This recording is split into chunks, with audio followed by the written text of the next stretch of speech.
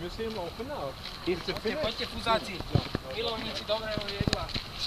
Ďalšia veľmi zaujímavá vec je vlastne škorica, ktorá sa takisto pestuje na Srí Lanke, ako sme sa dozvedeli, tak 90% škorice, ktorá je dostať vo svete, je práve zo Srí Lanky. Práve sa nachádzame pod stromom škorice.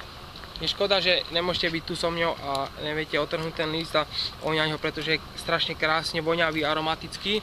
Z listov vyrábajú olej a vyrábajú sa z neho parfémy a potom ďalej skôry vlastne produkujú tú škoricu.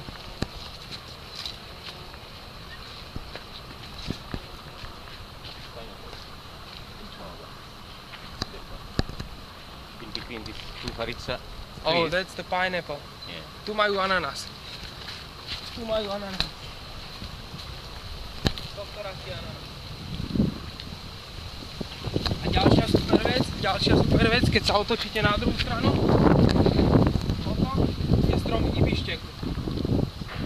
Toto je kvet ibišteku, ktorý takisto robia čaj.